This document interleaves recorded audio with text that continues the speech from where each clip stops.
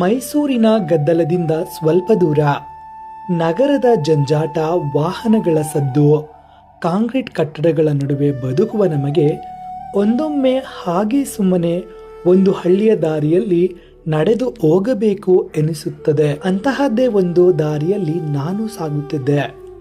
ಕಣ್ಣಿಗೆ ಕಾಣುವುದು ಹಸಿರು ಹೊಲಗಳು, ಗಾಳಿಗೆ ತಲೆ ತೂಗುವ ಮರಗಳು, ದಾರಿಯಲ್ಲಿ ಕಾಣಿಸುವ ಗುಡ್ಡಗಳು ಮತ್ತು ಬೆಳಗಿನ ಜಾವ ದೇವಾಲಯದ ಗಂಟೆ ಸದ್ದು. ಆ ಸದ್ದು ಕೇಳುತ್ತಾ ಮುಂದೆ ಸಾಗಿದರೆ ಸಿಗುವುದೇ ಅಹಲ್ಯ ಗ್ರಾಮ. ಮೈಸೂರಿನ ನಂಜನಗೂಡು ತಾಲೂಕಿನ ಈ ಪುಟ್ಟ ಗ್ರಾಮ ಹೊರಗಿನಿಂದ ನೋಡುವವರಿಗೆ ಒಂದು ಸಾಮಾನ್ಯ ಹಳ್ಳಿ ಎನಿಸಬಹುದು. ಆದರೆ ಈ ಊರಿನ ಮಣ್ಣಿನ ಮೇಲೆ ಒಂದೆರಡು ಹೆಜ್ಜೆ ಹಾಕಿ ನೋಡುವವರಿಗೆ ಮಾತ್ರ ಗೊತ್ತಾಗುತ್ತದೆ, ಇದು ಬರೀ ಒಂದು ಹಳ್ಳಿಯಲ್ಲ. ಇದು ತನ್ನದೇ ಆದ ನಂಬಿಕೆ, ಸಂಪ್ರದಾಯ, ಪ್ರಕೃತಿ ಮತ್ತು ಸರಳ ಬದುಕನ್ನು ಇಟ್ಟುಕೊಂಡಿರುವ ಒಂದು ಪುಟ್ಟ ಲೋಕ.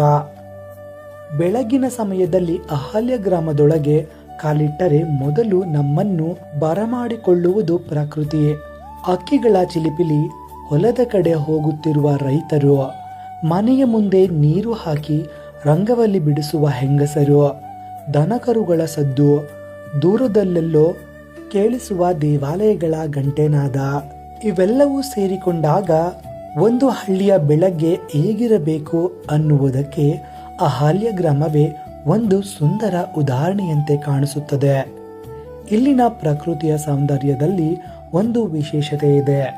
ಅದು ಕಣ್ಣಿಗೆ ಅಚ್ಚರಿ ಮೂಡಿಸುವಂತಹ ದೊಡ್ಡ ಪ್ರವಾಸಿ ತಾಣದ ಸೌಂದರ್ಯ ಅಲ್ಲ, ಬದಲಾಗಿ ನಿಧಾನವಾಗಿ ಮನಸ್ಸಿಗೆ ಇಳಿಯುವ ಸೌಂದರ್ಯ. ಹೊಲಗಳ ಬದಿಯಲ್ಲಿ ಬೆಳೆದಿರುವ ಗಿಡ, ಮರಗಳ ನೆರಳಿನಲ್ಲಿ ಕುಳಿತಿರುವ ಹಿರಿಯರು, ಮಣ್ಣಿನ ದಾರಿಯಲ್ಲಿ ನಡೆದುಕೊಂಡು ಹೋಗುವ ಮಕ್ಕಳು, ಮನೆಯ ಮುಂದೆ ಕಟ್ಟಿರುವ ಹಸುಕರುಗಳು, ಇವೆಲ್ಲವೂ ಸೇರಿ ಈ ಊರಿನ ನಿಜವಾದ ಸೌಂದರ್ಯ ತೋರಿಸುತ್ತದೆ. ಈ ಪುಟ್ಟ ಊರಿನೊಳಗೆ ಜನರ ನಂಬಿಕೆ ಮತ್ತು ಭಕ್ತಿಯೊಂದಿಗೆ ಬೆಸೆದುಕೊಂಡಿರುವ ಹಲವು ದೇವಾಲಯಗಳಿವೆ. ಅದರಲ್ಲಿ ಪ್ರಮುಖವಾಗಿ ಹೇಳುವ ದೇವಾಲಯವೇನೆಂದರೆ ಶ್ರೀ ಬೀರಪ್ಪನ ದೇವಾಲಯ. ಹಳ್ಳಿಯ ಜನರಿಗೆ ದೇವಾಲಯ ಅಂದರೆ ಬರೀ ಪೂಜೆ ಮಾಡುವ ಜಾಗವಲ್ಲ, ಅದು ಊರಿನ ನಂಬಿಕೆಯ ಕೇಂದ್ರ. ಒಂದು ಮನೆಯ ಸಮಸ್ಯೆ ಇರಲಿ, ಹೊಲದ ಸಮಸ್ಯೆಯೇ ಇರಲಿ, ಮಕ್ಕಳ ವಿದ್ಯಾಭ್ಯಾಸದ ವಿಚಾರವೇ ಇರಲಿ, ಯಾವುದೇ ಸಂತೋಷದ ಸಂದರ್ಭ ಇರಲಿ, ಮೊದಲು ದೇವರ ಮುಂದೆ ನಿಂತು ಪ್ರಾರ್ಥಿಸುವುದು ಇಲ್ಲಿನ ಜನರ ಬದುಕಿನ ಒಂದು ಭಾಗ. ಶ್ರೀ ಬೀರೇಶ್ವರನ ಸನ್ನಿಧಿಯಲ್ಲೂ ಅದೇ ಭಾವನೆ ಕಾಣಿಸುತ್ತದೆ.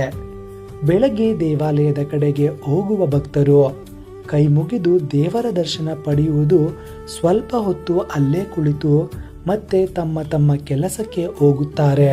ಅವರ ಪಾಲಿಗೆ ದೇವರು ದೂರದ ವಿಷಯವಲ್ಲ, ತಮ್ಮ ಮನೆಯವರಂತೆಯೇ, ತಮ್ಮ ಬದುಕಿನ ಜೊತೆಯಲ್ಲಿರುವ ಒಂದು ನಂಬಿಕೆ.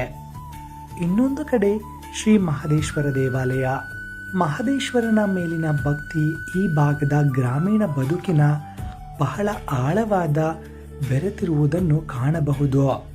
ಅಹಲ್ಯ ಗ್ರಾಮದಲ್ಲಿಯೂ ಮಹದೇಶ್ವರ ದೇವಾಲಯಕ್ಕೆ ತನ್ನದೇ ಆದ ಸ್ಥಾನವಿದೆ.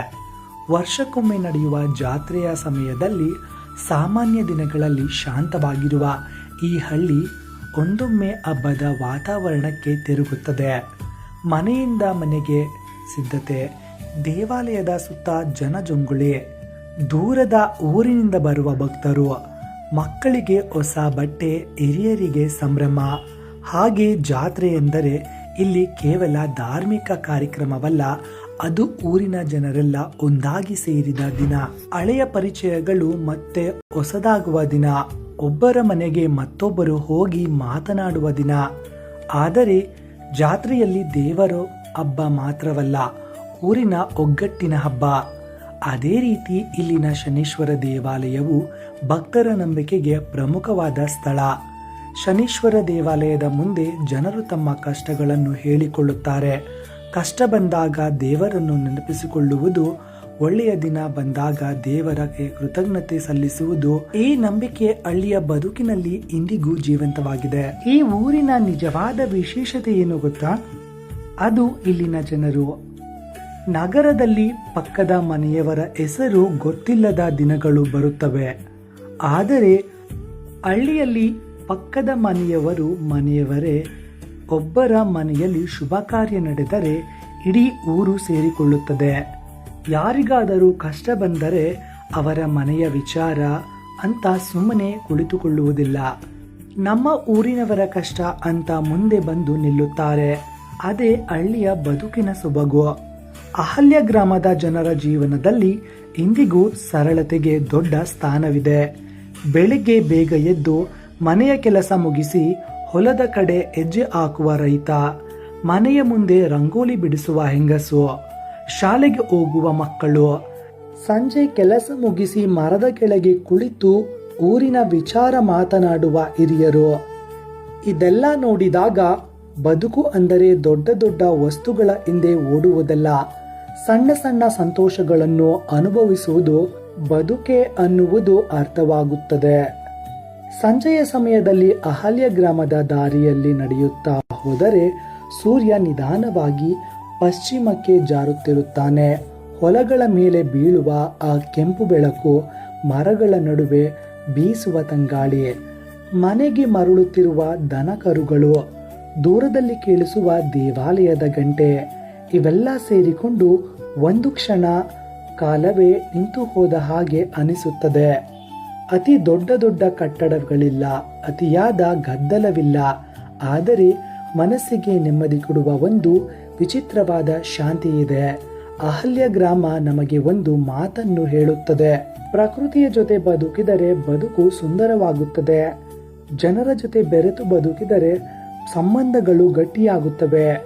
ನಂಬಿಕೆಯನ್ನು ಉಳಿಸಿಕೊಂಡರೆ ಸಂಪ್ರದಾಯವು ಉಳಿಯುತ್ತದೆ ಮತ್ತು ಸರಳವಾಗಿ ಬದುಕಿದರೆ ಸಂತೋಷ ನಮ್ಮ ಹತ್ತಿರವೇ ಇರುತ್ತದೆ. ಇಲ್ಲಿ ದೇವಾಲಯಗಳು ಕೇವಲ ಕಲ್ಲು ಗೋಡೆಗಳಲ್ಲ, ಅವು ಊರಿನ ಇತಿಹಾಸದ ನೆನಪುಗಳು. ಹೊಲಗಳು ಕೇವಲ ಬೆಳೆಸುವ ಜಾಗಗಳಲ್ಲ, ಅವು ಇಲ್ಲಿನ ಜನರ ಬದುಕಿನ ಆಧಾರ. ಮತ್ತು ಇಲ್ಲಿನ ಜನರು ಅವರು ಕೇವಲ ಗ್ರಾಮಸ್ಥರಲ್ಲ, ಈ ಊರಿನ ಸಂಸ್ಕೃತಿ ಮತ್ತು ಪರಂಪರೆ ಜೀವಂತ ಮುಖಗಳು. ಹಾಗಾಗಿ ಮುಂದಿನ ಬಾರಿ ಮೈಸೂರಿನ ಸುತ್ತಮುತ್ತಲಿನ ದಾರಿಯಲ್ಲಿ ಪ್ರಯಾಣ ಮಾಡುವಾಗ ದೊಡ್ಡ ಪ್ರವಾಸಿ ತಾಣಗಳನ್ನು ಹುಡುಕುತ್ತಾ ಹೋಗಬೇಡಿ. ಒಮ್ಮೆ ಇಂತಹ ಒಂದು ಪುಟ್ಟ ಹಳ್ಳಿಯ ದಾರಿಯಲ್ಲೂ ಹೆಜ್ಜೆ ಹಾಕಿ.